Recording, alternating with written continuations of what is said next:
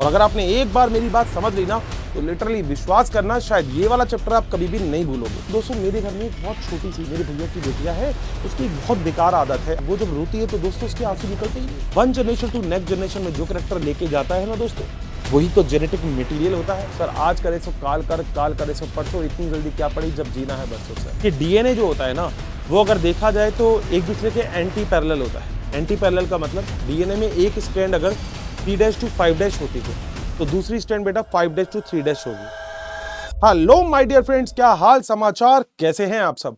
बहुत ही अच्छे होंगे। मैं हर्षित ठाकुरिया स्वागत करता हूं आप सभी लोगों का बहुत ही बढ़िया तरीके से।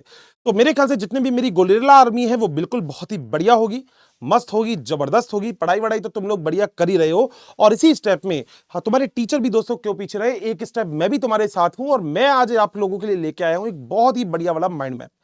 दिमाग में दोस्तों छापने के लिए मैं तैयार हूं, मगर अपनी अपनी हार्ड डिस्क को, अपने अपने कंप्यूटर को ऑन कर लीजिए, क्योंकि आज मैं एक ऐसी बात आप लोगों से बताने वाला हूं और बोलने वाला हूं जो सच में आपको टिपिकल चैप्टर लगता होगा, मगर आज ये लेक्चर करने के बाद आप मुझे बताना जरूर क्या सच में ये टिपिकल है क्या।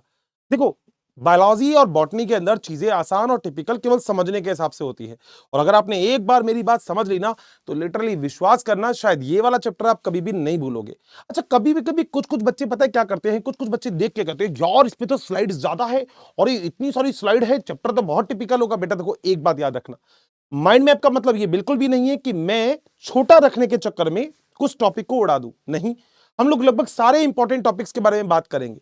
हाँ, ये बात जरूर है, एनसीईआरटी में जितनी डिटेल से दे रखे हैं हम उतने टाइम में तो नहीं, मगर फिर भी हर एक कॉन्सेप्ट में आपके दिमाग में डाल दूंगा यहां पर। तो क्या सारे के सारे लोग तैयार हैं? अपनी अपनी कुर्सी की पिटिया बांध लीजिए, तैयार हो जाइए, खाना पीना खा के बैठना, क्योंकि आज हम शुरू करने वाले हैं एक और बढ़िया सा चैप्टर, और नाम है उस चैप्टर का that is a molecular basis of inheritance. तो शुरू से बहुत सारी बात बायोलॉजी के अंदर इनफेक्ट हो ही रही थी। अगर देखा जाए तो बायोलॉजी के अंदर बहुत सारी बातें ऐसी थी जिसके बारे में दुनिया ने अलग अलग बातें बोली। मतलब जब तक सेल की डिस्कवरी थी तब तक दुनिया सब सेल के पीछे पड़ रही थी, मगर बाद में किसी को यह पता लगा, कह रहे ओ भाई, कह रहे यहां आओ जरा, कह रहे क्या हो गया, अरे भाई एक बहुत बढ़िया चीज ढूंढी है हमने। कह रहा क्या ढूंढी है भाई साहब आपने? कह रहा हमने ढूंढा है जेनेटिक मटेरियल। दोस्तों याद रखना, तुम कैसे हो, तुम अपने मम्मी पापा की तरह मैच करते हो, तुम अपने दादा दादी से मैच करते हो, तुम्हारे कोई लक्षण तुम्हारे चाचा के ऊपर, चाची के ऊपर, नाना के ऊपर, नानी के ऊपर है, तो दोस्तों इसका सीधा सा मतलब है कि कुछ ना कुछ ट्रेट है जो one generation to next generation move कर सकता है। एक्सप्रेशन की बात तो हम लोग जानते ही हैं कि जनरेशन से जनरेशन में कैरेक्टर यानी कि डीएनए जाने के अलावा एक बहुत इंपॉर्टेंट चीज होती है कि एक्सप्रेशन मैच करता है या नहीं करता। कई बार ऐसा होता है कि तुम ऐसे खड़े हुए होते हो, तुम चलते हो, तुम बात करते हो, तो तुम्हारे साथ वाला ये बोल देता अबे ये तो इसके बाबा की तरह बात कर रहा है। बेटा लिटरली वो तुम्हारे बाबा की तरह बात इसलिए कर रहा है और तुम ऐसे इसलिए हो, रीजन बिहाइंड, क्योंकि तुम्हारे पास जेनेटिक मटेरियल जो तुम्हारे पापा से आया है, तुम्हारे पापा के अंदर तुम्हारे बाबा से ही आया है। अगर दूसरी मैं बात की बात करूं दोस्तों, मेरे घर में एक बहुत छोटी सी मेरे भैया की बेटियां है, उसकी एक बहुत बेकार आदत है, अच्छी बेकार कुछ भी मांग लो। बेटा बच्चा रोता है ना तो फिर उसके प्रॉपर आंसू निकलने चाहिए, मगर जो भैया की छोटी लड़की है ना दोस्तों, वो जब रोती है तो दोस्तों उसके आंसू निकलते ही नहीं है, वो ऐसे रोती है अब मुझे बड़ा ताज्जुब लगता है, मैंने कहा ये ऐसे क्यों रोती है? मैंने कहा रोए तो बच्चा पूरी तरीके से रो बेटा, मैं उसके लपेट देता हूं थप्पड़। वैसे बच्चों को मारना गलत होता है, मगर मैंने कहा पूरी तरीके से रोना चाहिए। तो एक बार ऐसी ही जब बात हुई तो मेरी मम्मी ने मुझसे एक बात बोली, वो क्या थी? वो बात ये थी कि मेरे बड़े जो मामा हैं, जो मेरे मामा हैं, उनके पास भी यही कैरेक्टर था, मेरे मामा भी ऐसे ही रोते थे, और मम्मी ने भी कहा हर्षित तू भी ऐसे ही रोता था। तो दोस्तों चीजें क्या है, चीजें ये है, मेरे नाना और मेरे नानी से ये कैरेक्टर मेरे मामा के अंदर भी गए थे, मेरी मम्मी के अंदर भी आए हैं, मेरी मम्मी से मुझ में भी आए थे, मेरे भैया के अंदर भी आए हैं, मेरे भैया से उसकी डॉटर के अंदर चले गए, दैट्स इट, हो गया काम। और आपको ये बात पता है, one generation to next generation में जो कैरेक्टर लेके जाता है ना दोस्तों, वही तो जेनेटिक मटेरियल होता है, और वो जेनेटिक मटेरियल कोई और नहीं, वो जेनेटिक मटेरियल होता है डीऑक्सी राइबोन्यूक्लिक एसिड, मतलब हमारा जेनेटिक मटेरियल। जिस वजह से तुम ऐसे चिल्लाते रहते हो ओ ये तो मेरे जीन में है, ये तो मेरे जीन में है। कई बार लड़कियों, बुरा मत मानना, तुम कई बार जब झीकती हो, ऐसे झीकना समझते हो, झीकना का मतलब बातों बातों पे झीकना, तो तुम्हारे पापा तुमसे एक ही बात बोल देते होंगे बिल्कुल अपनी मम्मी की तरह झीकती है। तो बेटा तो इसका सीधा सा मतलब है कि कुछ कैरेक्टर तुम्हारे पास तुम्हारी मम्मी से भी आए हैं। घबराने वाली बात नहीं है, बात तो बिल्कुल सही है, और यही चीज इस चैप्टर की शुरुआत करती है। तो चलो चलो फटाफट से इस चैप्टर को चालू करते हैं और मजा करते हैं इस चैप्टर के बारे में, क्योंकि सबसे बड़ी चीज तो है डीएनए के बारे में। तुम्हारा खुद का डीएनए जो तुम्हारे पास है वो सच में कितना खास है, कितना बढ़िया है, उसको समझने की कोशिश करते हैं। आओ जरा शुरू करें। बेटा सबसे पहले अगर मैं बात करूं तो जेनेटिक मटेरियल रिस्पॉन्सिबल में सबसे इंपॉर्टेंट चीज होती है, that is called as nucleic acid. बेटा न्यूक्लिक एसिड आप लोगों को पता है कि आपकी बॉडी के अंदर जो न्यूक्लिक एसिड होता है सेल के अंदर, वो बड़ा ही इंपॉर्टेंट पार्ट रखता है one generation to next generation में कैरेक्टर लेके जाने के लिए। और न्यूक्लिक एसिड के मेरे प्यारों दो पार्ट होते हैं, जिसमें एक होता है डीएनए और एक होता है आरएनए। डीएनए का पूरा नाम होता है डीऑक्सी न्यूक्लिक एसिड और आरएनए का पूरा नाम होता है राइबोन्यूक्लिक एसिड। डीएनए अगर देखा जाए डिस्कवर्ड बाय द मिशर 1869 और इन्होंने न्यूक्लियन भी नाम दिया। साथ साथ मैक्सिमम जितने भी ऑर्गेनिज्म होंगे आपको जनरली जेनेटिक मटेरियल डीएनए ही मिलेगा, मगर कुछ वायरस वगैरह के अंदर जेनेटिक मटेरियल आपको आरएनए भी देखने को मिलता है। आगे चलते हैं। बेटा कुछ वायरस जिसमें 5X174 है, जिसमें लगभग 5386 न्यूक्लियोटाइड मिलेंगे। लैम्बडा बैक्टीरियोफेज में 48502 लगभग बेस पेयर मिलेंगे। लगभग ई कोलाई की बात करें तो 4.6 इंटू 10⁻6 बेस पेयर मिलेंगे। और ह्यूमन बीइंग की बात करें तो 3 इंटू 3 इंटू 10⁹ बेस पेयर मिलते हैं। बोलो क्या इतनी बात क्लियर है? लगभग सभी लोगों को कोई भी कैसी भी दिक्कत है यहां तक तो बता दीजिए। क्लियर है? पक्का? हम लोग ये समझ चुके हैं कि हमारा डीएनए एग्जैक्टली है क्या। तो मेरे गोरिल्ला फिर इसके बाद हम आगे चल सकते हैं। आओ जरा आगे चलते हैं। बेटा ये आपका एक प्रॉपर डीएनए होता है। अब डीएनए के अंदर अगर आप एक पूरे टर्न की बात करें, जैसे फॉर एग्जांपल आपने देखा होगा कुछ ऐसी स्टेयर्स होती है, तो मान लो एक स्टेयर पे मैंने यहां से चढ़ा तो यहां तक गया तो हाफ हुआ, मगर यहां तक गया तो फुल हुआ। तो ये जो पूरा एक टर्न है ना, ये जो पूरा एक टर्न है, दैट इज अ 34 एंगस्ट्रॉम, जिसके बीच में 10 बेस पेयर होते हैं। तो अगर दो के बीच की बात आप की जाए तो 34/10 इज इक्वल टू 3.4 एंगस्ट्रॉम। ये आपको याद रखना है। देखा जाए तो वॉटसन और क्रिक ने अपना एक मॉडल बताया था, जिनकी वजह से हमको बहुत कुछ चीज डीएनए के बारे में पता लग गई थी। आओ जरा आगे चलते हैं। बेटा अगर डीएनए की एग्जैक्टली बात करते हो तो डीएनए आपकी बॉडी के अंदर न्यूक्लियस के अंदर प्रेजेंट होता है। वैसे तो आपको पता होगा कि क्योंकि अपने सेल वाला चैप्टर भी पढ़ रखा है कि जो डीएनए होता है वो न्यूक्लियस के अलावा दो और जगह पे प्रेजेंट होता है, जिसमें एक होता है माइटोकॉन्ड्रिया, एक होता है क्लोरोप्लास्ट। अब आपके पास तो क्लोरोप्लास्ट होता ही नहीं है, वो तो शायद आप लोगों को पता होगा। नहीं तो बेटा छत पे ऐसे खड़े होकर हम भी खाना बना रहे होते, तो हमारे पास तो होता नहीं। अब आ जाओ बेटा, हमारी बॉडी के अंदर डीएनए बहुत बड़ा होता है, सेल के अंदर डीएनए बहुत बड़ा होता है। तो डीएनए की कॉम्प्लेक्स पैकेजिंग होती है और ये बड़ा इंपॉर्टेंट है। अगर आप देखो तो आप ये कह सकते हो कि आपका जो डीएनए होता है वो कॉम्प्लेक्स पैकेजिंग से होता है। अब ये जरा मैं थोड़ी सी आपको बता देता हूं। बेटा डीएनए के ऊपर चार्ज होता है नेगेटिव, और डीएनए के ऊपर चार्ज नेगेटिव होता है because of phosphate. DNA acidic होता है बिकॉज ऑफ फॉस्फेट, याद रखिएगा पहली बात। दूसरा बेटा, तो डीएनए आपकी बॉडी में लगभग 2.2 मीटर का, ये 2 मीटर भी बोलते हैं, इतना प्रेजेंट होता है। तो अगर इतना बड़ा डीएनए होगा आपके सेल के न्यूक्लियस के अंदर, तो बेटा वो आपस में उलझ सकता है। तो डीएनए आपस में उलझे नहीं और सुलझा हुआ रहे, इसके लिए डीएनए को एक प्रोटीन पे लपेटना पड़ता है। That protein is called as a histone protein. और याद रखना, अगर डीएनए एसिडिक है तो हिस्टोन प्रोटीन को बेसिक होना जरूरी है, तभी डीएनए इसके ऊपर इस तरीके से रैप करता ही होगा। बिल्कुल बात सही है। आ जाओ जरा आगे चलते हैं। तो बेटा यहाँ पे कई सारे हिस्टोन प्रोटीन होते हैं, H2A, H2B, H3 और H4। ये इसके ऊपर डीएनए रैप्ड होता है लगभग 1.75। अब ये हर्षित सर 1.75 क्या होता है, जरा ये भी बता दीजिए। बेटा देखो, ये मान लो एक हिस्टोन प्रोटीन है और इस हिस्टोन प्रोटीन पे दिस इज द डीएनए। वैसे तो डीएनए डबल स्ट्रैंडेड होता है, मैं आपको यहाँ पे सिंगल स्ट्रैंड से बता रहा हूं। ये डीएनए मान लो ऐसे आया, ऐसे आने के बाद यहां तक इसका एक टर्न हाफ हुआ, यहां तक टर्न जाके कितना हो गया, फुल 1 टर्न हो गया, ठीक है। उसके बाद ये वापस से टर्न करेगा तो 1.5 हो गया, ठीक है। उसके बाद ये यहां तक हाफ तक टर्न करेगा, बोलो बात सही है क्या? तो 1.75 या 1/3/4 टाइम हो गया। इसके बाद दोस्तों ये दूसरे हिस्टोन प्रोटीन के ऊपर जाएगा। तो याद रखना, एक हिस्टोन प्रोटीन पे डीएनए लगभग 1.75 या 1/3/4 टाइम ही केवल उसके ऊपर लिपटा हुआ रहता है। उसके बाद ये दूसरा हिस्टोन प्रोटीन फिर डीएनए लिपटेगा, फिर तीसरा हिस्टोन प्रोटीन फिर डीएनए लिपटेगा। बोलो बात सही है क्या? दोस्तों यहाँ पे इस चीज को हम न्यूक्लियोसोम या न्यू बॉडी भी बोलते हैं। बीच में एक और प्रोटीन होता है जिसे हम बोलते हैं H1। H1 is called as a linker. मेरे ख्याल से आपने डायग्राम भी देखा होगा H1 के बारे में, आपके एनसीईआरटी में भी दे रखा है। तो H1 is called as a linker protein. Done है बात? आगे चलते हैं। बेटा यहां पर अगर डीएनए की बात करूं तो लगभग इसमें 200 बेस पेयर्स प्रेजेंट होते हैं। यहां पे हमें पता है जो हिस्टोन प्रोटीन होता है वो बेसिक चार्ज होता है और डीएनए जो होता है वो एसिडिक होता है। डीएनए नेगेटिव चार्ज होता है, हिस्टोन प्रोटीन पॉजिटिव चार्ज होता है। और याद रखिएगा, डीएनए नेगेटिव चार्ज इसलिए होता है क्योंकि डीएनए के अंदर फॉस्फेट प्रेजेंट होता है। डीएनए एसिडिक इसलिए होता है क्योंकि डीएनए के अंदर फॉस्फेट प्रेजेंट होता है। तो चलिए जरा आगे चलते हैं। बेटा अगली चीज, बेटा अगर देखा जाए तो हिस्टोन प्रोटीन के ऊपर इस तरीके से आपका जेनेटिक मटेरियल है। थोड़ी सी इसमें और कॉइलिंग होगी तो थोड़ा ऐसा मिलेगा, थोड़ी सी और कॉइलिंग होगी तो ये ऐसा होगा। यानी कि एक चीज तो होती है कॉइल और एक चीज होती है सुपर कॉइल्ड। अब इसका मतलब क्या है?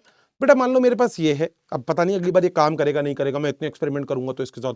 बेटा ये तो है कॉइल, और ऐसे ऐसे ऐसे ऐसे लपेट दिया बेटा, तो this is called as super coiled. तो आपका डीएनए दोस्तों कॉइल्ड नहीं सुपर कॉइल्ड होता है। हर्षी सर ऐसा क्यों, डीएनए आखिर सुपर कॉइल्ड क्यों होता है? बेटा आप खुद सोचो, डीएनए कहाँ है? न्यूक्लियस में। न्यूक्लियस के अंदर जगह ज्यादा है क्या? नहीं। उसके अंदर इतना बड़ा डीएनए क्या ऐसे फैला हुआ रहेगा क्या? बिल्कुल नहीं। तो बेटा उसको कॉइल तो करना ही पड़ेगा। आगे चलते हैं, और बाद में आपको मिलता है डीएनए गेट द कंडेंस, और ये क्या फॉर्म करता है? ये फॉर्म करता है क्रोमोसोम को। बताओ क्या पॉइंट क्लियर है? तो दिस इज द क्रोमोसोम।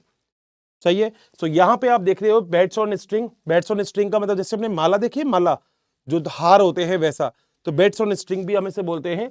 ये कॉइल डीएनए, सुपर कॉइल्ड और एक क्रोमेटिड मिलकर आगे क्या बनाता है? क्रोमोसोम। तो this is the diagram of chromosome. Clear?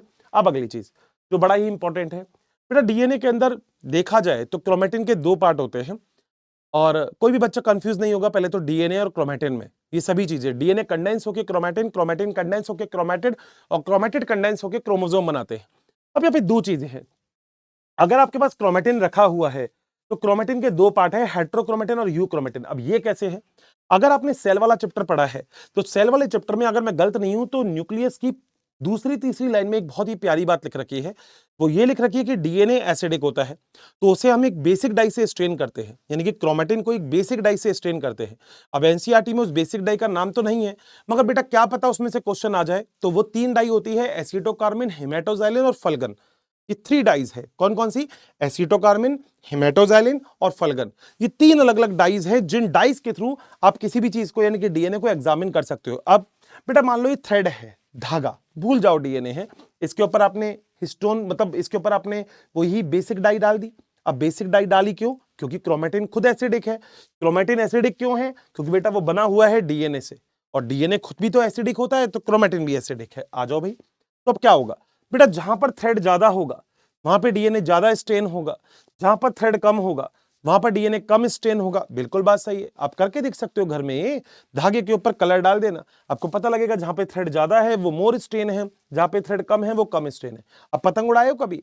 अब पतंग जब तुम उड़ाए हो तो तुमने एक चीज देखी होगी, जो धागा उलझा हुआ होता है उससे तो पतंग नहीं उड़ाओगे, जो सुलझा हुआ होता है उससे पतंग उड़ाओगे। इसका मतलब जो ओपन है thread, that is called as a euchromatin, और जो क्लोज है बोल के देखो हेट्रोक्रोमेटिन। बहुत कॉम्प्लेक्स नाम है, तो मतलब मांझा कौन सा वाला सही है, यूक्रोमेटिन या हेट्रोक्रोमेटिन? सर यूक्रोमेटिन ज्यादा सही है, तो वो ज्यादा एक्टिव होता है। आओ जरा देखते हैं। यूक्रोमेटिन लेस स्ट्रेन होता है, लेस कंडेंस होता है, ट्रांसक्रिप्शनली मोर एक्टिव होता है, और लेस अमाउंट ऑफ डीएनए होगा। बिल्कुल सही बात है, जबकि इसके अंदर ही सारी चीजें अपोजिट होती है। बताओ क्या पॉइंट क्लियर? चल सकते हैं आगे, यहां तक कोई भी दिक्कत नहीं है किसी भी बालक को? बिल्कुल, चलिए आगे चलते हैं। बेटा अगली चीज यहां पे ये है कि अगर डीएनए को आप अपना जेनेटिक मटेरियल बोलते हो तो देखो एकदम से तो ये कुछ बात आई नहीं होगी, अलग अलग साइंटिस्ट ने काम किया। अब बेटा सबसे पहले देखो, देखा जाए तो बहुत सारे साइंटिस्ट थे, तो एक बच्चा तो दिमाग में बच्चे को डाउट होता है, हर्षित सर यार हमेशा हम माइस को यूज में लेते हैं, आपने कई जगह पे माइस को यूज में लिया। सर प्रिस्टले का एक्सपेरिमेंट भी हुआ था सर, जोसेफ प्रिस्टले का, याद है फोटोसिंथेसिस में, उसमें भी आपने माइस को यूज में लिया। बेटा रीजन तब भी बताया था, रीजन आज भी बता रहा हूं।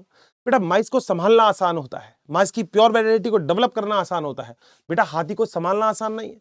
मान लो हाथी का इंजेक्शन लगाया, बेटा हाथी गिर गया साइंटिस्ट के ऊपर, तो बेटा एक्सपेरिमेंट ही खत्म हो जाएगा। तो फिर ऐसा काम कर रहे ही क्यों जिसमें ऐसा रिस्क हो? तो बेटा माइस बहुत बढ़िया है, छोटू सा माइस है, जेब में धर के लेके जा सकते हो आराम से, कोई टेंशन है नहीं। अब क्या काम किया बेटा? ट्रांसफॉर्मेशन प्रिंसिपल बोलते हैं इसको, बड़ा ही इंपॉर्टेंट है, नीट में बहुत ही प्यारा क्वेश्चन आ सकता है, बट समझना जरा क्या होता है। बेटा जो न्यूमोनिया डिजीज के ऊपर काम किया, ठीक है, न्यूमोनिया डिजीज अगर देखा जाए तो आपको पता होगा स्ट्रेप्टोकोकस न्यूमोनी, डिप्लोकोकस न्यूमोनी, कई सारे पॉजिटिव फैक्टर होते हैं जो न्यूमोनिया को कॉज करते हैं, ठीक है। अब दोस्तों एक स्ट्रेन होती है इसमें आर, एक होती है एस। आर स्ट्रेन होती है rough strain, this is the rough strain, मगर एस स्ट्रेन होती है स्मूथ स्ट्रेन। दोस्तों this is called as a smooth strain, देखो स्मूथ स्ट्रेन है, where this is called as a rough, ये रफ है, जबकि देखो ये स्मूथ स्ट्रेन है। बोलो बात सही है? इसके पास एक एक्स्ट्रा प्रोटेक्टिव पावर है, जबकि इसके पास कोई प्रोटेक्टिव पावर नहीं है। इसका सीधा सा मतलब है, मान लो अगर आपके पास कोई एक्स्ट्रा प्रोटेक्शन है तो दोस्तों आप ज्यादा लंबे टाइम तक के लिए रिस्पॉन्सिबल रह सकते हो किसी चीज के लिए। तो ग्रिफिथ ने एक छोटी सी चीज बताई, क्योंकि मेरे पास दो स्ट्रेन है, एक रफ है एक स्मूथ है, रफ को बोला आर स्ट्रेन, स्मूथ को बोला एस स्ट्रेन। इन्होंने बोला जो रफ स्ट्रेन होता है ना वो नॉन वायलेंट है, यानी कि वो डिजीज कॉज नहीं करता है, मगर जो स्मूथ स्ट्रेन है वो वायलेंट है, उसे पॉलीसेकेराइड की ऊपर एक कवरिंग प्रेजेंट होती है, तो वो वायलेंट का मतलब डिजीज कॉजिंग है, पैथोजेनिक है। तो बेटा क्या काम हुआ? देखो सीधी सी बात है, मान लो किसी एक इंसान के कोरोना है, और दूसरे के कोरोना नहीं है। अब ये इंसान छींकेगा तो बेटा इस पर्सन के कोरोना होने के चांसेस बनते हैं, मगर अगर इसी इंसान को कोरोना नहीं है और ये छींकता है इसके ऊपर तो बेटा इससे कोरोना नहीं होगा। बात मेरी समझ में आ रही है बेटा? सेम कंडीशन यहाँ पे बेटा जो आर स्ट्रेन होता है वो डिजीज कॉज करता ही नहीं है। तो बेटा जो चीज खुद डिजीज कॉज नहीं करती क्या वो किसी दूसरे के अंदर डालोगे तो डिजीज कॉज करेगी? नहीं सर। मगर एस डिजीज कॉज करता है, बिल्कुल। तो जब किसी दूसरे में डालोगे तो डिजीज कॉज करेगा? हाँ सर बिल्कुल करेगा। बेटा सेम टू सेम यहाँ पे एग्जांपल हो गया, कोरोना है, छींकेगा तो कोरोना होगा, बस। तो आर डिजीज कॉज नहीं करता, नॉन वायलेंट होता है। माइस में डाला, माइस में निमोनिया नहीं होगा माइस में कोई डिजीज नहीं होगी, माइस अलाइव रहेगा। वाह सर मजा आ गया। अब अगली चीज देख लो बेटा, अगली चीज है एस स्ट्रेन। जो एस स्ट्रेन होता है वो कैसा लिखा है? वायलेंट, यानी कि डिजीज कॉज करेगा। माइस में डालो बेटा, माइस में निमोनिया होगा, डिजीज होगी, माइस निकल लेगा। निकलने का मतलब ये नहीं लैब से निकल लेगा, निकलने का मतलब हो गया काम। अब अगली चीज बेटा, अब क्या काम किया बेटा? एस स्ट्रेन क्यों एस स्ट्रेन थी? क्योंकि उसके बाद पॉलीसेकेराइड का लेयर था, स्मूथ थी, बहुत बढ़िया। बेटा तुमने अब एक नया काम कर दिया, क्या कर दिया? गर्म कर दिया एस स्ट्रेन को। गर्म कर दिया तो निस्तो नाबूद हो गई सारी चीज, ये लो हीट कर दी। तो बेटा माइस में डालो, माइस में कोई निमोनिया नहीं होगा, कोई डिजीज नहीं होगी, माइस फर्स्ट क्लास जिंदा रहेगा, शाम को खाना खाने, डिनर खाने तुम्हारे घर पे जरूर आएगा। मगर अगली कंडीशन बेटा, फोर्थ वाली बड़ी भयंकर कंडीशन है मुन्ना। इस कंडीशन को नोबिता और शिनचैन सब जरा ध्यान से सुन लेना क्लास वाले। अगली स्ट्रेन बेटा ये, जिसकी वजह से ट्रांसफॉर्मेशन प्रिंसिपल किया, क्या हुआ? एस स्ट्रेन को गर्म किया था, हाँ यहां तक तो ऊपर भी हुआ, ठीक है। मगर इन्होंने इसको आर स्ट्रेन के साथ मिक्स कर दिया। अब आर को माइस पे डाल दिया, माइस में निमोनिया हो गया, माइस की डेथ हो गई। अब अर्षित सर ये कैसे हुआ? ध्यान से जरा मेरे को एक बात देखोगे तो बेटा, जब एस स्ट्रेन को गर्म करके माइस में डाला था तब कोई दिक्कत नहीं हुई थी, ठीक है। और आर स्ट्रेन तो डिजीज कर ही नहीं रहा था, बिल्कुल सही बात है। मगर पंगा क्या हुआ बेटा? पंगा सुनो जरा, पंगे की बात मैं तुम्हें बताता हूं। अगर मेरे को मेरा मार्कर मिल जाए तो मैं बहुत ही शानदार आपको पंगे की बात को समझा सकता हूं। लो बेटा बताता हूं पंगे की बात क्या थी, जरा ध्यान से सुनना। ये मान लो एस स्ट्रेन है, ठीक है, इसको हीट फिक्स कर दिया, ठीक है। इसके सारे पार्ट टूट गए, बहुत बढ़िया। जब इसके सारे पार्ट टूट गए हैं, ऐसे टूट गए हैं, ठीक है, तो अब ये डिजीज कॉज नहीं कर रहा। आर तो बेटा पहले ही डिजीज कॉज नहीं कर रहा था, बिल्कुल सही बात है। तो ये वाली बात तो क्लियर हो गई। मगर बेटा जब एस को गर्म कर दिया तो ऐसे ऐसे पार्ट टूट गए, ठीक। जब आर को ये रहा, बिल्कुल सही बात है। जब आर को एस में मिक्स कर दिया या एस को आर में मिक्स कर दिया, हाँ सर, तो बेटा अब देखो एस एस नहीं रहा बेटा, अब इसमें आर के लक्षण आ गए हैं।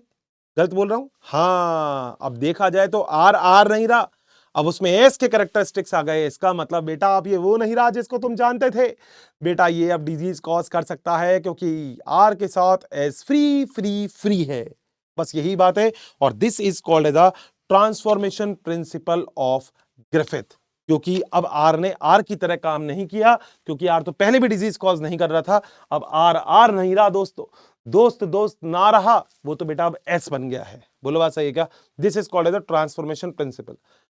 उसके बाद दोस्तों एक बायोकेमिकल एनालिसिस हुआ 1933 से 44 के बीच में। एवेरी मैक्लॉयड मैकॉर्टी ने इसने काम किया और they propose the biochemical characterization of the transformation principle. तो ट्रांसफॉर्मेशन प्रिंसिपल का बायोलॉजिकल कैरेक्टराइजेशन इन्होंने पूरा कंप्लीट किया था। इन्होंने बताया था कि सच में डीएनए, आरएनए और प्रोटीन में से वो डीएनए ही था, मतलब इन्हीं का ग्रिफिथ के एक्सपेरिमेंट ही आगे कंप्लीट किया और ने कहा डीएनए आरएनए प्रोटीन में से वो डीएनए ही है तो नेक्स्ट जनरेशन के अंदर डिजीज कॉज करने के लिए रिस्पॉन्सिबल है बेटा। उसके बाद एक और साइंटिस्ट आए थे जिनका नाम था हर्शी और चेज, और हर्शी और चेज ने बेटा बैक्टीरियोफेज के ऊपर काम किया था, T2 बैक्टीरियोफेज के ऊपर। अब पहली क्वेश्चन तो ये आता है, हर्षी सर बैक्टीरियोफेज क्या होता है? बेटा एक ऐसा वायरस जो बैक्टीरिया को इन्फेक्ट करता हो, that is called as a bacteriophage. याद रखना, एक वायरस जो बैक्टीरिया को इन्फेक्ट करता है उसे हम बैक्टीरियोफेज बोलते हैं। अब इन्होंने क्या काम किया, देखो बड़ा आसान है अगर आपने पढ़ रखा है तो। क्या काम किया? दो अलग अलग बैक्टीरियोफेज लिए, एक बैक्टीरियोफेज पे P32 डाल दिया। अब P का मतलब फॉस्फेट, और आपको पता होगा ना डीएनए के पास फॉस्फेट प्रेजेंट होता है, तो P32 वहां जाके जुड़ जाएगा जहां पे फॉस्फेट प्रेजेंट होगा, और फॉस्फेट केवल और केवल कहां होता है? फॉस्फेट होता है डीएनए के पास। बोलो बात सही है दोस्तों। बैक्टीरियोफेज के बाहर का जो कवर होता है ये प्रोटीन से मिलकर बना होता है। प्रोटीन मतलब कैप्सिड होती है, और कैप्सिड बना होता है कैप्सोमियर से, छोटे छोटे, और कैप्सोमियर प्रोटीन ही होते हैं। तो दूसरे वाले बैक्टीरियोफेज के ऊपर इन्होंने S35 डाल दिया। अभी जो S35 था ये क्या था? ये जो S35 है ये एक्चुअली कहां पे जाके जुड़ेगा? ये जुड़ेगा केवल और केवल प्रोटीन के ऊपर, यानी कि कैप्सिड के ऊपर जुड़ जाएगा। बिल्कुल बात सही है। अब अगर कभी आपने बैक्टीरियोफेज को देखा हो तो बैक्टीरियोफेज क्या करता है, जब इंफेक्शन करता है ना तो केवल अपना जेनेटिक मटेरियल आगे डालता है। तो बेटा मान लो इस वाले बैक्टीरियोफेज ने इन्फेक्शन किया तो इसने अपना डीएनए आगे डाल दिया, इस वाले बैक्टीरियोफेज ने इन्फेक्शन किया तो इसने अपना डीएनए आगे डाल दिया। आपको क्या लगता है अगले डीएनए में P32 मिलेगा या S35 मिलेगा? बेटा जो जाएगा वही तो मिलेगा, और जा क्या रहा है, जा केवल जा रहा है डीएनए यानी कि डीऑक्सी राइबोज न्यूक्लिक एसिड। लिखा हुआ है यहाँ पे फॉस्फोरस सोर्स लिया, so phosphate is the part of DNA, phosphorus part होता है डीएनए का, फॉस्फेट बिल्कुल सही बात है। रेडियो एक्टिव फॉस्फोरस लिया कौन सा, P32, जबकि S35 सल्फर सोर्स था, जो रेडियो एक्टिव लिया S35। तो आपको क्या मिला आगे वाली जनरेशन में केवल आपको P32 मिला, S35 नहीं मिला। आप कंफर्म हो गए कि DNA he the genetic material. तो P32 is the another bacteriophage attach with the S35। तीन प्रोसेस थे, इन्फेक्शन, ब्लेंडिंग और सेंट्रीफ्यूगेशन। बेटा इन्फेक्शन का मतलब ये बैक्टीरियोफेज आके उसको इन्फेक्ट कर रहा है, ठीक है। ब्लेंडिंग का मतलब आपने क्या कर दिया, इसको ऐसे ऐसे थोड़ा सा हिला दिया, तो क्या हुआ, जो बैक्टीरियोफेज है वो अब हट जाएगा, तो ब्लेंडिंग हो गया। और तीसरा क्या है, सेंट्रीफ्यूज। सेंट्रीफ्यूज क्यों किया, क्योंकि आपको पता लग गया कि एग्जैक्टली अब इससे क्या रिजल्ट आपको देखने को मिल रहा है। बोलो बात सही है। सो जेनेटिक मटेरियल के बारे में हम एक बात करने चालू हो गए कि जो जेनेटिक मटेरियल होता है दैट इज द बेसिकली जो रेप्लिकेट कर सकता है, अपनी कॉपी बना सकता है, जो म्यूटेट स्लोली कर सकता है और एक्सप्रेस कर सकता है, रिपेयर कर सकता है, यही जेनेटिक मटेरियल होता है। याद रखना, रिपेयर करने की ताकत जनरली हम कहते हैं केवल डीएनए के पास ही होती है, तो डीएनए कैन रिपेयर इटसेल्फ। बताओ क्या पॉइंट यहां तक क्लियर है सभी को? चलो तो भैया फिर चलते हैं जरा आगे। बेटा आगे की बात आती है आरएनए वर्ल्ड। देखो अभी बहुत छोटा सा टॉपिक अपनी एनसीईआरटी में दे रखा है आरएनए वर्ल्ड के बारे में। आरएनए एक बेस्ट जेनेटिक मटेरियल, मतलब अच्छा जेनेटिक मटेरियल मानते थे हम डीएनए से, क्या सही बात है? बेटा अगर डीएनए देखा जाए तो डबल स्टैंडर्ड है। कुछ सोचो, जो चीज डबल स्टैंडर्ड है और एक सिंगल स्टैंडर्ड है, कौन सा ज्यादा स्टेबल होगा? हर से जो डबल स्टैंडर्ड है। बोलते हैं ना अपन बेटा, कोई चीज ऐसे डबल होगी तो बेटा इसको तोड़ना आसान होगा या मुश्किल होगा, बताओ? इन दोनों में से सर इसको तोड़ना मुश्किल है क्योंकि ये डबल है, ये सिंगल है, बस यही बात यहाँ पे बोली गई है। फर्स्ट जेनेटिक मटेरियल अर्थ पे जो था वो क्या था, RNA. RNA act as a catalyst, जिसमें राइबोजाइम का एक बढ़िया एग्जांपल है। आपको याद होगा मैंने आपको फोटोसिंथेसिस में एक लाइन बोली थी, मैंने आपसे कहा था every enzyme is made up from protein, और इस अर्थ पे सबसे ज्यादा अमाउंट में जो एंजाइम प्रेजेंट है उसका नाम है राइबोजाइम। मगर एक एंजाइम ऐसा होता है जो राइबोजाइम मतलब इस एंजाइम इस अर्थ पे जो सबसे ज्यादा एंजाइम प्रेजेंट है that is called as the rubisco. मगर अगर आपको याद हो तो मैंने आपसे उस टाइम एक बात और बोली थी, और मैंने क्या बोली थी, मैंने आपसे बोली थी कि जो रूबिस्को होता है, ये रूबिस्को एग्जैक्टली अगर देखा जाए तो अर्थ पे प्रेजेंट होने वाला सबसे ज्यादा अमाउंट का एंजाइम है। बिल्कुल सही बात है। मगर मैंने उसके बाद आपको एक बात और बोली थी, मैंने कहा था इस अर्थ पे एक ऐसा एंजाइम है जो प्रोटीन से मिलकर नहीं बना होता। Every enzyme is made up from protein, but एक एंजाइम प्रोटीन से मिलकर नहीं बना होता है, दैट इज अ राइबोजाइम, जो बना होता है आरएनए से, जो वर्क करता है एज ए कैटलिस्ट की तरह, ठीक है। तो work as a adapter molecule जैसे टीआरएनए, तो स्टोर कर सकता है इंफॉर्मेशन, हेल्प करता है स्प्लाइसिंग के अंदर। मैंने दोनों चीजें अभी आपको बताने वाला हूं, बट थोड़ा सा आगे बताएंगे। आओ बेटा अगली चीज क्या है बेटा, अर्थ मतलब हम लोग ऐसा मानते हैं कि एक छोटा सा कॉन्सेप्ट दे रखा है, नाम है उसका central dogma of molecular biology, ठीक है। और देखा जाए तो क्रिक ने एक बहुत बढ़िया बात बोली थी, उन्होंने बोला था डीएनए से बनता है DNA, this process is called as a replication. फिर डीएनए से बनता है RNA, this process is called as a transcription. फिर आरएनए से बनता है protein, this process is called as a translation. बोलो बात सही है, ठीक है। प्रोकैरियोटिक सेल में क्योंकि न्यूक्लियस नहीं होता वेल डिफाइंड, इसलिए सारे के सारे प्रोसेस साइटोप्लाज्म में ही होते हैं। जबकि यूकैरियोटिक सेल में क्योंकि न्यूक्लियस प्रेजेंट होता है वेल डिफाइंड, ध्यान से सुनना, इसलिए रेप्लिकेशन वाला जो प्रोसेस है, ट्रांसक्रिप्शन वाला जो प्रोसेस है, ये हो रहा है न्यूक्लियस के अंदर, translation outside of the nucleus होता है। बताओ क्या दोनों बात क्लियर है क्या? अच्छे से मेरी बात खोपड़ी में चली गई। अगली चीज बेटा याद रखना, डीएनए रेप्लिकेशन जो होता है हम लोग ऐसा मानते हैं कि डीएनए रेप्लिकेशन के तीन टाइप हो सकते हैं, कंजर्वेटिव, सेमी कंजर्वेटिव और डिपर्सिव। बेटा यहाँ पे ओ का मतलब है ओल्ड, न्यू का मतलब है न्यू डीएनए। अब कैसा हुआ देखो जरा ध्यान से देखना, ओल्ड डीएनए है, ओल्ड डीएनए है, ये न्यू डीएनए। अब मान लो ये आपके पास एक ओल्ड डीएनए प्रेजेंट था, रेप्लिकेशन का पहला तरीका है कि ओल्ड ओल्ड रह जाएगा, न्यू न्यू हो जाएगा, this process is called as a conservative.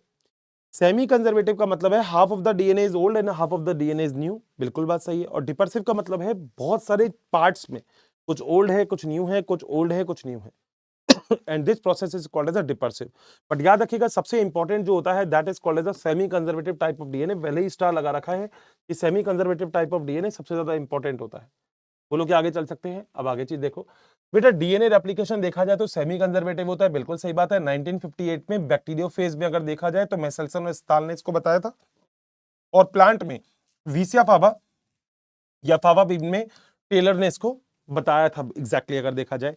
ये इसका एक बहुत छोटा सा एग्जांपल एक बता रखा है, सेमी कंजर्वेटिव डीएनए एग्जैक्टली कैसे आप बताओगे किसी को भी। देखो जरा बेटा इसके अंदर क्या है, हमने हैवी आइसोटोप और लाइट आइसोटोप यूज किए। हमने डीएनए को पहले N15 से स्टेन कर दिया जो कि हैवी आइसोटोप था, और एक N14 और था जो कि लाइट आइसोटोप था। तो मैं छोटी सी बात लिख देता हूं, जो N15 है वो तो बेटा हैवी होता है, और N14 जो है ये दोस्तों लाइट होता है। अब देखो N15 और N14 दो चीजें थी। अब जरा ध्यान से देखना, पहले वाले डीएनए को N15 लगा दिया, यानी कि डीएनए हैवी हो गया होगा। बिल्कुल, दोनों के ऊपर 15 किलो है, मान लो बेटा हैवी हो गया। जब इसको सेंट्रीफ्यूज करवाया तो देखो सेंट्रीफ्यूज में सबसे नीचे नीचे आई इसकी प्लेट, बिल्कुल सही। अब उसके बाद बेटा हमने डीएनए का रेप्लिकेशन करवा दिया। अब हमने क्या किया, N14 डाल दिया मीडियम के अंदर। अब डीएनए रेप्लिकेशन कैसे होता है, मैंने बोला था हमेशा डीएनए रेप्लिकेशन आपको देखने को मिलेगा, that is called as a semi conservative. Semi conservative का मतलब होता है half of the DNA is old and half of the DNA is new. तो ऐसा होता है जिसे हम बोलते हैं semi conservative DNA replication. Got it. तो हम लोग ये बात मानते हैं कि सेमी कंजर्वेटिव डीएनए रेप्लिकेशन क्या होता है, जिसके अंदर half of the DNA is old and half of the DNA is new. अब यही कंडीशन इसने एक्सपेरिमेंट में क्या चीज देखी, इन्होंने देखा कि नेक्स्ट कंडीशन के अंदर जब आपका डीएनए का रेप्लिकेशन हो जाता है तो बेटा देखो हाफ डीएनए ओल्ड था और हाफ डीएनए यहाँ पे क्या था, न्यू था। बिल्कुल सही बात है। तो ओल्ड और न्यू डीएनए आपको देखने को मिलता है, जिसे हम हाइब्रिड डीएनए कहते हैं। अब क्या लगता है 15-15 तो हैवी होगा, 15-14 क्या होगा, लाइट होगा। बिल्कुल सही बात है। देखो थोड़ा सा और ऊपर आ गया, अगली बार फिर से रेप्लिकेशन करवाया, N14 डाल दिया, तो अब क्या होगा, ये डीएनए अलग अलग होगा। बिल्कुल, अब देखो 15 के साथ तो 14 जुड़ जाएगा और 14 के साथ 14 जुड़ जाएगा, सेम 15 के साथ 14 और 14 के साथ 14। बोलो बात सही है क्या। अब जब इसको सेंट्रीफ्यूज करवाया तो देखा 14 और ऊपर आ गया। हर बार दोस्तों क्या हुआ, हर बार आपने देखा कि पहली बार डीएनए बहुत हैवी था, उसके बाद थोड़ा ऊपर आया, उसके बाद और ऊपर आया। इसका मतलब डीएनए का रेप्लिकेशन दोस्तों कैसा होता है, सेमी कंजर्वेटिव होता है। और इसके बाद जो बात आती है वो ये कि टेलर और कोवर्कर ने प्रूव किया था कि डीएनए रेप्लिकेशन सेमी कंजर्वेटिव है वीसिया फावा यानी कि फावा बीन्स में। बताओ क्या पॉइंट क्लियर है क्या। 15-15 हैवी होगा, 15-14 लाइट होगा, 14-14 और लाइट होगा। बस यही था बेटा, और कोई टेंशन नहीं है। आओ बेटा आगे चलते हैं। अगली चीज होती है दोस्तों रेप्लिकेशन के अंदर, थोड़ा सा यहां पे डिटेल से हम बात कर लेते हैं कि रेप्लिकेशन एग्जैक्टली क्या है। पहली बात, from where the DNA replication start. बेटा सबसे पहले बात तो आती है प्रोकैरियोटिक सेल की। देखो प्रोकैरियोटिक सेल में एक मेन जेनेटिक मटेरियल होता है जिसे हम बोलते हैं प्लाज्मिड, और आप लोगों को भी पता होगा कि plasmid is a main genetic material. अब यहाँ पे क्या होगा बेटा, प्रोकैरियोटिक सेल में अगर आप देखोगे तो जो प्लाज्मिड है इसके जितने नंबर सेल के अंदर प्रेजेंट होते हैं उसे हम बोलते हैं उसका कॉपी नंबर। तो प्रोकैरियोटिक सेल में प्लाज्मिड के जितने नंबर है हम उसे क्या बोलेंगे, कॉपी नंबर बोलेंगे। बिल्कुल सही बात है। यहाँ पे बेटा एक पर्टिकुलर साइट जहां पे रेप्लिकेशन स्टार्ट होगा उसे हम बोलेंगे ओआरआई। ओआरआई का मतलब ही होता है origin of replication. Prokaryotic cell के अंदर केवल एक ही ओआरआई होते हैं, सिंगल ओआरआई प्रेजेंट होते हैं। बोलो बात सही है। वहीं पे अगर आप यूकैरियोटिक सेल की बात करो तो एक से ज्यादा ओआरआई आपको यहाँ पे देखने को मिलते हैं। यहाँ पे अगर देखा जाए तो देखो यहाँ पे छोटे छोटे पार्ट होते हैं, that is called as a replicon. और यहाँ पे ओआरआई अलग अलग हो सकते हैं, क्योंकि आपको पता है दोस्तों यूकैरियोटिक सेल का जो डीएनए होगा वो प्रोकैरियोटिक सेल से तो ज्यादा बड़ा होगा। तो अगर सोचो बेटा, आप लोगों ने मेरे ख्याल से एक बात सुनी होगी कि रेप्लिकेशन एस फेज में होता है, सुना है। और एस फेज तो 8 आवर्स की होती है, याद है ना, G1 G2। तो एस फेज तो 8 आवर्स की होती है। बेटा अब अगर धीरे धीरे काम करेंगे तो बताओ कब तक होगा, dash dash dash dash dash, दिक्कत ही हो जाएगी बेटा। इसलिए सेल बहुत दिमाग लगाती है। सेल कहती है एक काम करती हूँ मैं बहुत बढ़िया से। कह रहे क्या करोगी तुम, कह रहे मैं एक काम करती हूँ, मैं पहले ना मैं इस पे कई सारी जगह से रेप्लिकेशन चालू करूंगी तो मेरे लिए तो चीजें आसान हो जाएगी। बिल्कुल बिल्कुल सही है, तभी तो बेटा टाइम पे काम कंप्लीट होता है। ये थोड़ी बेटा तुमको जैसे घर वालों ने कह दिया बेटा ये वाला काम करना है, तुम करते हो आराम से, ओ अभी तो क्या जल्दी है। तुमने सुना है वो कुछ बच्चे बोलते हैं कि आज करे सो काल कर, काल करे सो, ऐसा कुछ सुना है ना। हाँ तो कुछ वैसे तो देखो सही कहावत तो ये है, काल करे सो आज कर, आज करे सो अब, पल में प्रलय होएगी बहुरी करे को कब। मगर बेटा कुछ बच्चे ऐसी बात नहीं बोलते, कुछ बच्चे पता है क्या बोलते हैं, कुछ बच्चे कहते हैं अरे हर्षित सर पुरानी कहावत है। मैंने कहा अच्छा नहीं भी आ गई कि भारी मार्केट में आ गया को कुछ नया, कह रहा है एक नया आया है। मैं क्या सर, आज करे सो काल कर, काल करे सो परसों, इतनी जल्दी क्या पड़ी जब जीना है बरसों। सर सर लिटरली बहुत अलग ही चीज है। और तेरी बेटा मगर यहाँ पे तो देखो सेल को तो काम करना ही पड़ेगा। बोलो बात सही है। अब अगली चीज आ जाओ बेटा, यहाँ पे अगर देखा जाए तो रेप्लिकेशन किस तरीके से होता है वो हम थोड़ा सा समझने की कोशिश करते हैं। हम लोगों को एक बात बहुत अच्छे से पता होनी चाहिए कि डीएनए जो होता है ना, वो अगर देखा जाए तो एक दूसरे के एंटी पैरेलल होता है। एंटी पैरेलल का मतलब डीएनए में एक स्ट्रैंड अगर 3' to 5' होती है तो दूसरी स्ट्रैंड बेटा 5' to 3' होगी। एंटी पैरेलल है, this is called as a parallel, मगर this is called as a anti parallel. तो डीएनए एक दूसरे के कैसा है, एंटी पैरेलल है। बोलो दिख रहा है क्या। यानी कि डीएनए की अगर एक स्ट्रैंड पे आपको 3' देखने को मिलेगा, मैं कोशिश करता हूं कि आपको यहां से दिखा देता हूं कि डीएनए की एक स्ट्रैंड पे अगर आपको 3' देखने को मिलेगा तो डीएनए की दूसरी स्ट्रैंड पे वहीं आपको 5' देखने को मिलेगा। ठीक है, डीएनए की दूसरी स्ट्रैंड पे अगर 5' देखने को मिलेगा तो डीएनए की एक स्ट्रैंड पे आपको 3' देखने को मिलेगा। बोलो बात सही है क्या। अच्छा कुछ बच्चों की मेरे से एक और बात रहती है, हर्षित सर यार एक बार बताओ ना। मैंने कहा क्या यार, आप बहुत छोटा छोटा लिख देते हो, हमें समझ में नहीं आता। बेटा देखो चैप्टर का रिवीजन है, अगर मैं इसके अंदर भी 100 स्लाइड लगा दूंगा तो बेटा फिर चैप्टर के रिवीजन करने में मजा नहीं आएगा। इनफैक्ट आज ही शायद 7-8 स्लाइड हो गई तो बच्चों को कईयों को तो लगेगा अरे सर ये तो बहुत ज्यादा करवाया। बेटा बताओ फिर खा जाऊं क्या टॉपिक? नहीं ना, वो भी तो अच्छा नहीं है। तो मेरे ख्याल से डायग्राम प्रॉपर होने चाहिए। मतलब ये वाली चीज मैं आपको चाहता तो एक ही लाइन में लिखवा सकता था, मगर ये चीज आपने बना के देख ली तो आप कह दोगे अर्शी सर अब तो मजा आ गया, क्या नोट्स बनवा दिया आपने हमारे। तो आप चाहो तो यही नोट्स एज इट इज आप अपने पास रख सकते हो, बना सकते हो, लिख सकते हो। अब बेटा एक बात समझना, बेटा आपका जो डीएनए रेप्लिकेशन होता है ना, वो उसके अंदर एक एंजाइम रिस्पॉन्सिबल होता है जिसका नाम होता है डीएनए डिपेंडेंट डीएनए पॉलीमरेज। अब ये क्या चीज होती है बेटा? DNA dependent DNA polymerase enzyme का मतलब होता है जो डीएनए पे तो डिपेंडेंट है और डीएनए ही बनाता हो। पॉलीमरेज एंजाइम एक ऐसा एंजाइम होता है जो नए डीएनए का या किसी भी नई चीज का फॉर्मेशन कर सकता है। अगर वो enzyme DNA dependent DNA polymerase है तो वो डीएनए का फॉर्मेशन करेगा। अगर वो enzyme DNA dependent RNA polymerase है तो वो आरएनए का फॉर्मेशन करेगा। और अगर वही enzyme RNA dependent DNA polymerase है तो वो डीएनए का फॉर्मेशन करेगा। मगर तीनों में फर्क देखना, वो मेरे ख्याल से फर्क आप सब लोग अच्छे से जानते भी होंगे। आओ जरा आगे चलते हैं। बेटा सबसे पहले यहाँ पे क्या होता है, एक जगह से डीएनए जो होता है वो खुलता रहता है यहाँ से, और दूसरी तरफ से डीएनए जो होता है वो बंद होता रहता है। तो यहाँ से देखो डीएनए खुलता रहेगा, पीछे की तरफ से डीएनए को आप वापस से पैक करते जाओगे। अब होगा क्या, जो डीएनए था इस डीएनए को आप ऐसे ऐसे अलग कर दोगे। इसके लिए दो एंजाइम रिस्पॉन्सिबल होते हैं, टोपोआइसोमरेज और हेलिकेज। तो जो सुपर कॉइलिंग की बात करते हैं, हाइड्रोजन बॉन्ड की ब्रेकिंग की बात करते हैं, ये तो आपके दो एंजाइम कर देते हैं। उसके बाद दोस्तों जैसे डीएनए की दोनों स्ट्रैंड अलग अलग होती है, ये दोनों स्ट्रैंड हो सकता है वापस ना जुड़ जाए। इसके लिए दोस्तों यहाँ पे एक प्रोटीन प्रेजेंट होता है, that protein is called as the SSB protein. SSB का नाम ही है सिंगल स्ट्रैंडेड बाइंडिंग प्रोटीन। बोलो बात सही है? तो सिंगल स्ट्रैंडेड बाइंडिंग प्रोटीन यहाँ पे आपने लगा दिया। लगाने के बाद बेटा आपने यहाँ पे लगाया प्राइमर। और एक बहुत छोटी बात है, हर्षित सर प्राइमर कौन सा? यहाँ पे प्राइमर बेटा होता है आरएनए प्राइमर। बड़ा ही इंपॉर्टेंट पॉइंट है। हर्षित सर आरएनए प्राइमर क्यों है, यहाँ पे डीएनए प्राइमर क्यों नहीं है? आप तो डीएनए बना रहे हो। बेटा आरएनए प्राइमर इसलिए है क्योंकि आपको इसको वापस हटाना है। याद रखना, जो चीज हटाने के लिए तय लगाई जाती है ना, उसको आप कच्चे से ही बनाते हो। जैसे आपने देखा होगा कि अगर आप लेंटर डालते हो तो बेटा जो पिलर लगाए जाते हैं ना, वो टेम्परेरी लगाए जाते हैं, परमानेंट पिलर कभी नहीं लगाए जाते। हमेशा टेम्परेरी पिलर लगाते हो कि भैया अभी लगा देते हैं, कल इसको वापस से हमें हटाना है। बताओ क्या पॉइंट क्लियर है? आ जाओ बेटा आगे। तो यहां से आपने खोल दिया इसको। उसके बाद बेटा यहां से पीछे एक एंजाइम आता है जिसका नाम है पॉलीमरेज। अब अर्षित सर वो 3' एंड पे क्यों जुड़ता है? बेटा वो 3' एंड पे इसलिए जुड़ता है क्योंकि 3' एंड पे शाहरुख खान खड़ा है। तुमने देखा है वो वाली कौन सी पिक्चर है, दिल वाले दुल्हनिया ले जाएंगे? शाहरुख खान बेटा ऐसे हाथ निकालता है तो काजोल उसका हाथ पकड़ लेती है। अब ये थोड़ी बेटा शाहरुख खान ने इस डब्बे से हाथ निकाल रखा है, काजोल बड़गल के डब्बे में चल गई, बेटा पिक्चर फ्लॉप हो जाएगी इससे, याद रखना। शाहरुख खान जहां से हाथ निकाल रहा है बेटा ऐसे यूं हाथ निकाल रहा है। काजोल को पहले ही बोल दिया गया कि काजोल इधर उधर मत भाग जाइयो, कहीं तुझे लगे कि इस वाले डब्बे में चढ़ जाऊंगी, इस वाले में चढ़ जाऊंगी। ना मुन्ना ना, देखो हमेशा उस पर ही चढ़ना जिसपे भाई साहब शाहरुख खान ने ऐसे हाथ निकाल रखा है, बस वहीं चढ़ जाती है पिक्चर हिट। तो बेटा 3' पे जो OH ग्रुप फ्री होता है, यहीं से ही पहली बार आइडेंटिफिकेशन होता है, यहीं पे प्राइमर बाइंड होता है, यहीं पे एक नया डीएनए फॉर्मेशन होता है। और नया डीएनए फॉर्मेशन होता है अपने 5' to 3' डायरेक्शन में। बोलो एक काम तो हो गया। अब दूसरी जगह देखो, यहाँ पे बनने के बाद बेटा दूसरी जगह भी देखा जाए तो ऐसा ही काम होता है। यहाँ पे भी अगर यहाँ पे 5' है तो यहाँ पे कोई 3' होगा। प्राइमर देखो ग्रीन कलर से प्राइमर फिर लग जाता है। और यहाँ पे अगर देखा जाए तो दोस्तों एक प्राइमर नहीं लगता। यहाँ पे अगर देखा जाए तो आप कई सारे प्राइमर लगाते हो, there are so many primer are there, कई सारे प्राइमर लगते हैं। और ये कई सारे प्राइमर लगने के बाद डीएनए हमेशा फ्रेगमेंट्स में डेवलप होता है, and that DNA fragment is called as Okazaki fragment. तो क्या होगा, बाद में आप इस आरएनए प्राइमर को हटा दोगे। जब आपने सारे के सारे आरएनए प्राइमर हटा दिए, जब आपने सारे के सारे ये जो आरएनए प्राइमर हटा दिए, तो अब क्या होगा, हटाने के बाद अब इसको वापस से जोड़ दोगे। और जोड़ने का काम दोस्तों यहाँ पे वापस से देखा जाए तो डिफरेंट टाइप के एंजाइम्स होते हैं जो इसको जोड़ने का काम करते हैं। बोलो बात सही है? सबसे पहले कौन सी स्ट्रैंड बनती है? वो बनती है जहां पे 3' फ्री होता है, तो that's why this is called as a leading strand, leading strand. और दूसरी वाली वहां बनती है जो सबसे बाद, थोड़ी बाद में बनती है, that one is called as a lagging strand. तो दो स्ट्रैंड हो गई, लीडिंग और लैगिंग। अगला बेटा ये वाली तो स्ट्रैंड कंटिन्यूअस बनती है, बिल्कुल, क्योंकि एक बार एंजाइम लगता है, एक बार प्राइमर लगता है, पूरा बनाता जाता है। डीएनए खुलेगा, ये पूरा बनता जाएगा। मगर बेटा यहां पे पूरा क्यों नहीं बनता? रीजन सुन लो बेटा, क्योंकि आगे का डीएनए नहीं खुला।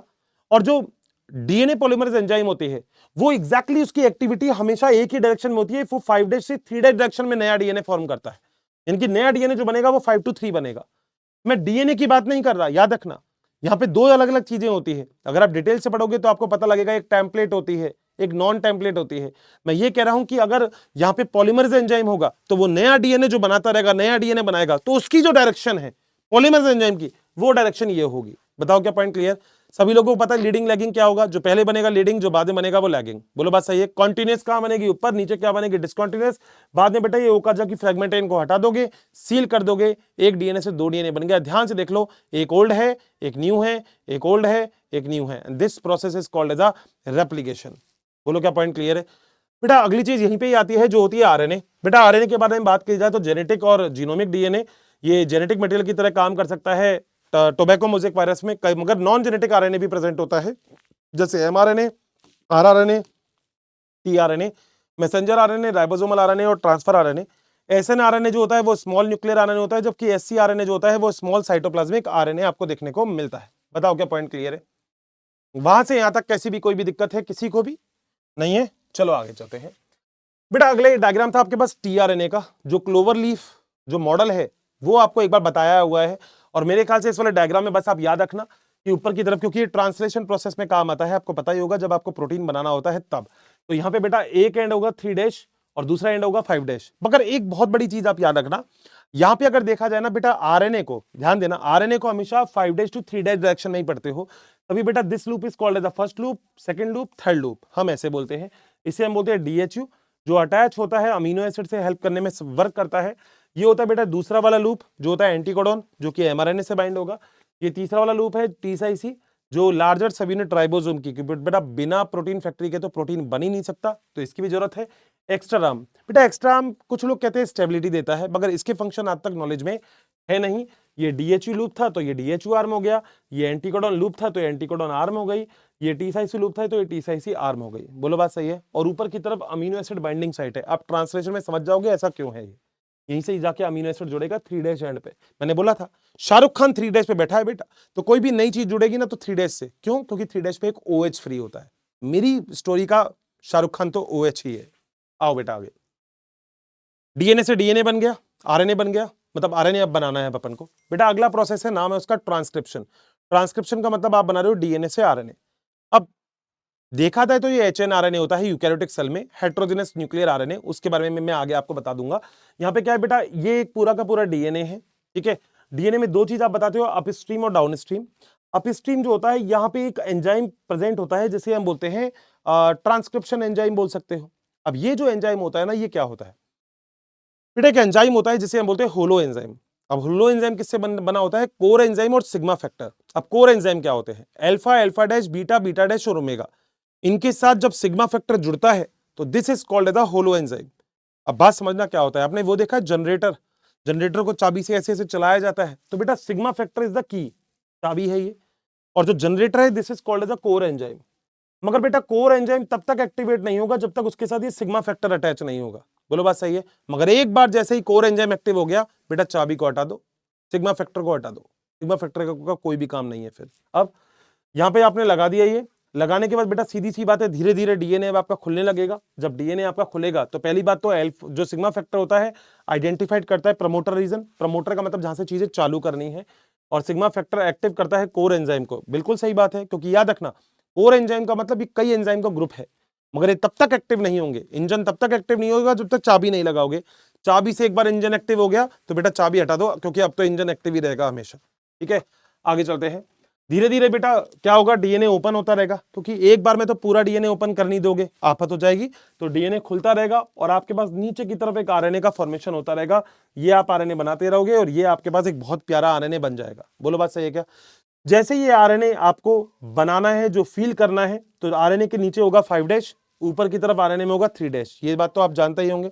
अब बेटा 5 डैश पे रो फैक्टर आके जुड़ता है, वो जुड़ता 5 डैश से है, मगर इस आरएनए को पकड़ पकड़ के कहां पहुंच जाता है, ऊपर 3 डैश पे पहुंच गया। और बेटा कहते थे पुलिस आ गई, पुलिस आ गई, पुलिस आ गई। बेटा सब लोग भाग जाते हैं एक जगह से, ये भी हट जाएगा, ये भी हट जाएगा, आपका डीएनए अलग हो जाएगा और आपका आरएनए जो है ये अब इससे अलग हो जाता है।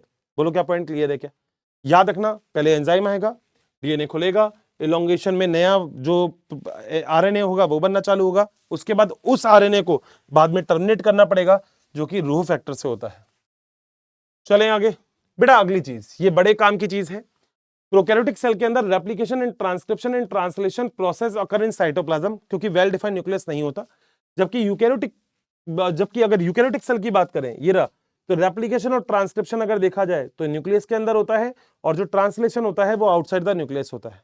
पहला पॉइंट क्लियर। अगला पॉइंट, प्रोकैरियोटिक सेल में transcription and translation are the coupled process, क्योंकि दोनों के दोनों एक साथ ही हो जाते हैं। ट्रांसक्रिप्शन और ट्रांसलेशन कपल्ड प्रोसेस है।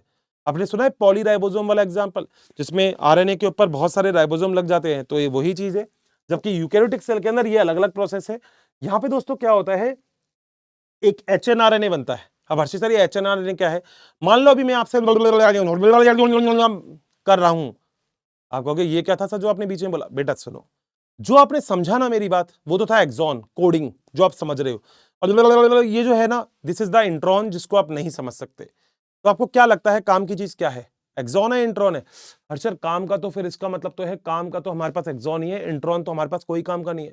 तुमने वो गाना नहीं सुना, कहो ना कहो, सुना है ना? तो उसमें बेटा एक अरबिक लैंग्वेज आती है, तमल्लिमा विला लाब मिन बन बीनियर दियावा तमल्लिमा तमल्लिम वाले ऊपर व्यू वाला बंजा। अब आप कहोगे हर्षित सर ये क्या चीज है? बेटा यही तो है जो इंट्रॉन है, नॉन कोडिंग। तुम इसका मतलब समझ ही नहीं सकते, क्योंकि बेटा मैं भी नहीं समझता इनका मतलब।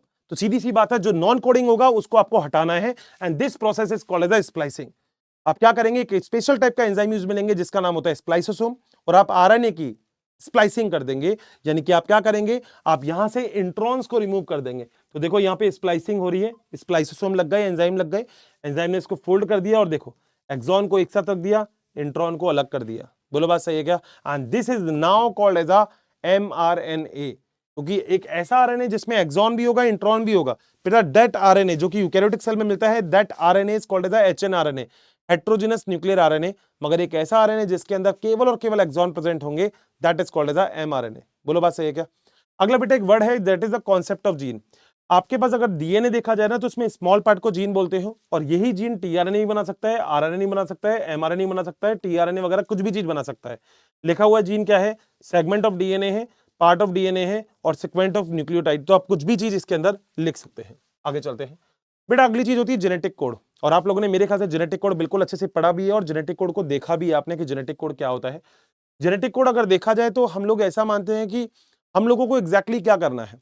हम लोगों को एमआरएनए के अंदर जो हमारे पास कोडॉन है ना, जो कोडॉन जो ट्रिपलेट होते हैं जिसके अंदर कुछ इंफॉर्मेशन होती है, उनको अब हम आपको आगे प्रोटीन बनाना है। तो आपके एनसीईआरटी में ऐसी ही एक टेबल दे रखी है बेटा, यहाँ पे यूसीएजी और यूसीएजी लिखते रहना, ठीक है। उसके बाद यूयूसी, यूयूए, यूयूजी, ऐसे ही आपको सब में बनाने हैं, और मेरे ख्याल से बन जाएंगे। अब टोटल मिला के अगर एक में 4 है तो 4 + 4 8 हो गए, +4 12, +4 16, 16 × 4 64। टोटल कोडॉन तो कितने हो गए? 64। मगर इसमें 3 कोडॉन स्टॉप कोडॉन होते हैं, यूए, यूएजी और यूजीए। यूए, यूएजी और यूजीए, ये तीनों की तीनों स्टॉप कोडॉन है, यानी कि जहां से आप आगे कुछ भी नहीं बना सकते। ये आ गए तो बेटा भग लोगे, सब सब कहोगे बाय बाय टाटा, पुलिस आ गई, पुलिस आ गई, ये वो ही है। बोलो बात सही है। अब इसके अंदर क्या क्या चीज होती है? जेनेटिक कोड दोस्तों हमेशा ट्रिपलेट होते हैं। ट्रिपलेट करने का मतलब है कि जेनेटिक कोड हमेशा ऐसे ही लिखे होंगे, ट्रिपलेट, यूजीयू, हमेशा ट्रिपलेट ही होते हैं। क्यों ट्रिपलेट होते हैं? क्योंकि जो टीआरएनए होता है ना, ये टीआरएनए है, ये टीआरएनए के नीचे भी जो एंटीकोडॉन होते हैं वो भी ट्रिपलेट ही होते हैं। तो जेनेटिक कोड हमेशा ट्रिपलेट होते हैं, पहली बात। जेनेटिक कोड में स्टार्ट कोडॉन जो होगा वो एयूजी होगा, जो मिथियोनिन को कोड करता है। स्टॉप कोडॉन 3 हो सकते हैं, या तो हो सकता है यूए, या हो सकता है यूएजी, या हो सकता है यूजी। बेटा कई जगह पे इसको आकरे अंबर ओपेल भी लिखा हुआ है, आप चेक करना, तो आकरे भी मिलेगा आपको, एक वर्ड अंबर भी मिलेगा, ओपेल भी मिलेगा, मगर अभी इतने ही नाम बहुत है। ये यूनिवर्सल होता है, कुत्ते में, गधे में, घोड़े में, तुम्हारे अंदर, इंडिया में, पाकिस्तान में, अमेरिका में, स्विट्जरलैंड में, सब जगह जेनेटिक कोड सेम है। कॉमा लेस होता है बेटा, मैंने बीच में कोई कॉमा नहीं लगाया, ये कॉमा की मत करना बेटा। मैंने कभी भी ऐसा नहीं लिखा यू ए, मैंने कभी ये नहीं लिखा, और ये मैं लिखूंगा भी नहीं, हटा रहा हूं। नॉन ओवरलैपिंग होता है। नॉन ओवरलैपिंग का मतलब अगर आपने एक कोडॉन है मान लो एयूजी, और दूसरा कोडॉन है सीसीसी, तो बेटा आप ऐसे ही पढ़ोगे, आप ऐसे नहीं पढ़ोगे, पहले एयूजी पढ़ लिया फिर जीसीसी पढ़ लिया, ये गलत है। नीचे वाला तरीका सही है। बोलो बात सही है क्या? एक दूसरे को ओवरलैप नहीं करते। डीजनरेसी होती है, एक अमीनो एसिड को एक से ज्यादा कोडॉन भी बना सकते हैं, बिल्कुल सही बात है। नॉन एम्बिजियस होते हैं। नॉन एम्बिजियस का मतलब क्या होता है? एक कोडॉन केवल एक ही अमीनो एसिड बनाएगा। बोलो बात सही है। ये नीचे वाले दोनों के दोनों जो पॉइंट है ना, ये बड़े इंपॉर्टेंट है। बोलो बात सही। तो टोटल कितने कोडॉन? 64। कितने कोडिंग करेंगे? 61। कितने नहीं करेंगे? केवल और केवल पता है तुम्हें क्या? बहुत बढ़िया, केवल केवल 3। कौन कौन से है पता है तुम्हें? जो स्टॉप कोडॉन है। आ जाओ बेटा।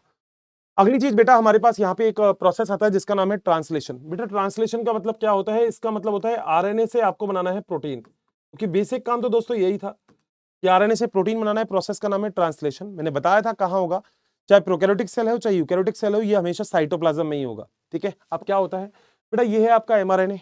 इनिशिएशन में शुरुआत हो रही है। शुरुआत का मतलब पहले एमआरएनए के ऊपर राइबोसोम की छोटी सब यूनिट आके जुड़ती है। देखो ये है नीचे स्मॉल सब यूनिट, ध्यान से सुनना अब जरा। ठीक है, उसके बाद क्या होगा, यहां से टीआरएनए आके जुड़ता है। अब मान लो एमआरएनए के ऊपर स्टार्टिंग सीक्वेंस है एयूजी, जो मैंने बताया था। तो टीआरएनए पे कौन सा सीक्वेंस होगा? टीआरएनए पे होगा ए के अपोजिट यू आता है, फिर ए आता है, फिर सी आता है, तो यूएसी होगा। देखो यही लिखा है, थोड़ा सब जूम करके देखना, ये तो यूएसी ही लिखा है। यूएसी आके इसके ऊपर जुड़ गया, और फिर राइबोसोम की फिर बड़ी सब यूनिट आ जाती है। राइबोसोम की बड़ी सब यूनिट में देखा जाए तो 3 साइट होती है। एक होता है ईपीए, ई का मतलब होता है एग्जिट साइट, पी का मतलब होता है पेप्टाइडल साइट, और ए का मतलब होता है अमीनो एसिड साइट। ये आके जुड़ जाएगा, and this process is called as the initiation process. बोलो बात समझ में आई? क्या क्या बोला, दोबारा बोल रहा हूं। यहाँ पे सबसे पहले एमआरएनए है आपके पास, ये राइबोसोम की स्मॉल सब यूनिट है, ये राइबोसोम की लार्ज सब यूनिट है। बोलो बात सही है? स्मॉल सब यूनिट पहले आके जुड़ती है। ठीक है, अब देखो डिटेल पढ़ोगे तो शाइनल डरगर्नो सीक्वेंस, एंटी शाइनल डरगर्नो सीक्वेंस, बहुत कुछ आएगा, मगर आपको पढ़ने की जरूरत नहीं है। अब याद रखना, छोटा वाला आ जाएगा, बड़े वाले को ऐसे बुला दो, इधर आ। जैसे तुम अपने दोस्त की सीट रोक लेते हो तो तुम अपने दोस्त को बताओ, ओए कहीं मत जा, इधर आ, इधर इधर आ। बस ऐसे ही ये भी बुलाता है। हो गया, तो ये क्लोज हो गया सारा। अब उसके बाद बेटा नया टीआरएनए आएगा। अब नया टीआरएनए आएगा तो कहां जुड़ेगा? वो जुड़ेगा ए साइट पर, जुड़ गया। अब बेटा यहां पे एक छोटा सा काम होता है, वो क्या? जो पहले टीआरएनए आया था ना, वो अपना अमीनो एसिड इसको दे देगा, मतलब पास कर देगा। चोरी का माल है बेटा, पास कर रहा है, बहुत बढ़िया। बोलो बात सही है? अब होगा क्या, ये धीरे धीरे आगे चलती रहेगी इस प्रोसेस। अब ये वाला जो टीआरएनए जो खाली हो गया, ये तो अलग भग जाएगा, देखो भग गया। ये वाला टीआरएनए इसकी जगह ले लेगा, देखो ले ली। अब ये नया टीआरएनए यहां आ जाएगा, आ गया। अब ये वापस से अपने दोनों के दोनों अमीनो एसिड इसको दे देगा। तो अब ध्यान से देखो, एक ऐसा हो जाएगा कि इस अमीनो एसिड के पास बहुत ही, मतलब इस टीआरएनए के पास बहुत ही लॉन्ग चेन हो जाएगी अमीनो एसिड की, and this long chain of amino acid that is called as a protein. मगर इस प्रोटीन को अलग भी तो करना है, तो बेटा लास्ट में आता है आरएफ, इसे हम बोलते हैं रिलीजिंग फैक्टर। जैसे ही आरएफ यहाँ पे जाके जुड़ेगा बेटा, हर कोई देखो ये जुड़ गया, हर कोई यही बोलेगा, हर कोई बोलो अबे पुलिस आ गई, पुलिस आ गई, पुलिस आ गई, पुलिस आ गई, भागो भागो। बेटा सब भाग लेंगे। टीआरएनए कहा भाड़ में गया, प्रोटीन प्रोटीन मैं तो जा रहा हूं, मैं तो कल आऊंगा, बेटा भग जाता है। एमआरएनए भी बेटा भग जाता है, एमआरएनए कहता है मैंने तो कुछ किया ही नहीं। राइबोसोम कहते हैं भागो भागो भागो भागो भागो, क्या हो गया बेटा, यही भग लेता है, सब भग लेते हैं। और आपके पास फाइनली क्या होता है, एक लॉन्ग चेन बन जाती है अमीनो एसिड की, that is called as a protein.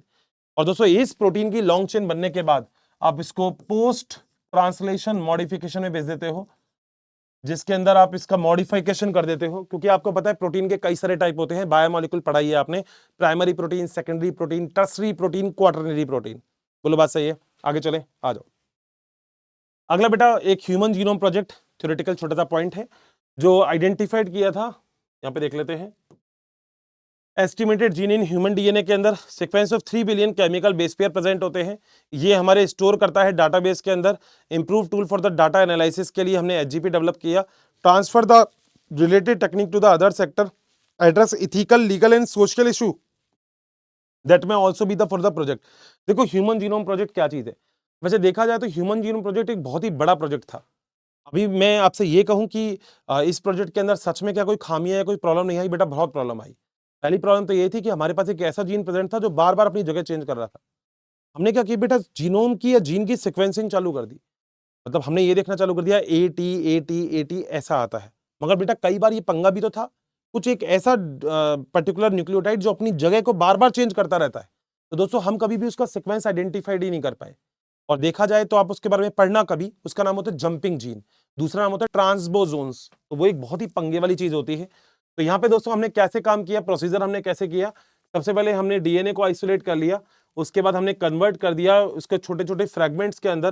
Fragments में जब हमने उसको कन्वर्ट किया, तो कन्वर्ट करने के बाद हमने इसको देखा जाए तो हमने इसको क्लोन भी कर लिया होस्ट बैक्टीरिया के अंदर, क्योंकि हमें इसकी कॉपी भी बनानी थी।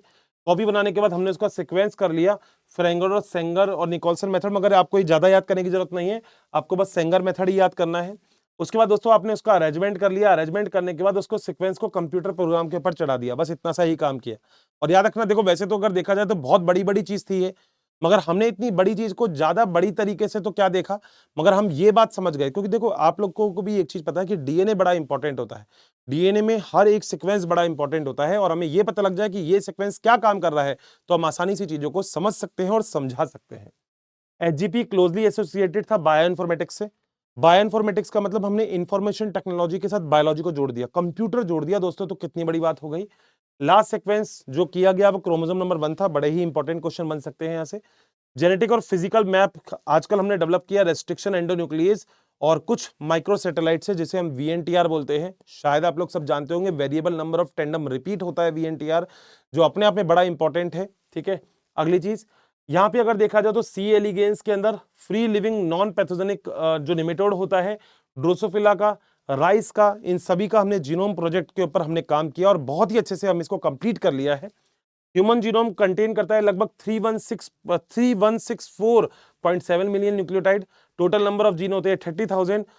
अगर एवरेज जीन कंसिस्ट करता है लगभग 3000 बेस। और यहाँ पे लार्जेस्ट ह्यूमन जीन जो होता है वो डिस्ट्रोपिन होता है, जो कि एक्स क्रोमोसोम में प्रेजेंट होता है, जो 2.4 मिलियन बेस पेयर प्रेजेंट मतलब अपने ऊपर रखता है।